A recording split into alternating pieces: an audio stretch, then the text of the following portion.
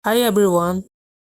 In this video you will learn how to utilize cover and line of sight in Overwatch.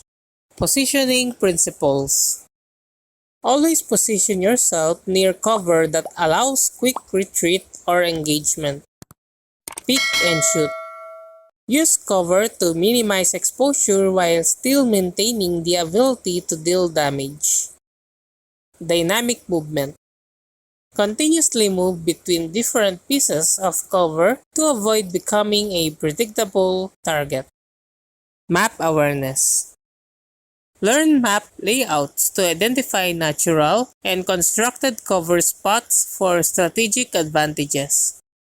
Avoid open areas. Minimize time spent in open areas without cover to reduce vulnerability to enemy fire. Use high ground. Control high ground positions for superior visibility and better control over engagements. Cover for objectives. Utilize cover to defend or contest objectives, maintaining protection while fulfilling objectives.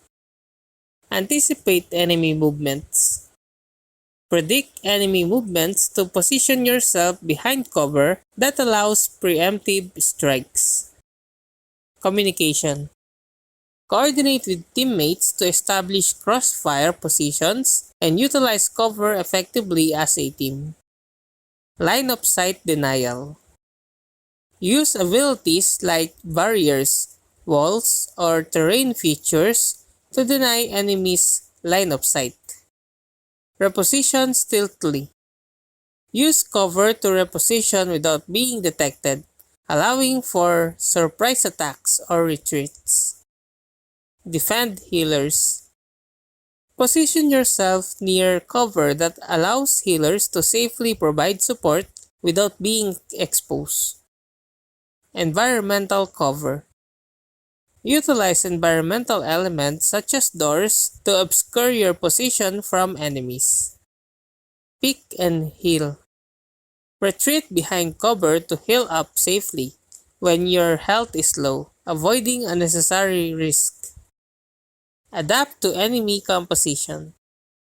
Adjust your positioning and use of cover based on the strengths and weaknesses of the enemy team. And that's how to utilize cover and line of sight in Overwatch. If you like this video, please click the like and subscribe and ring the bell icon to notify you to our next video. Thank you for watching.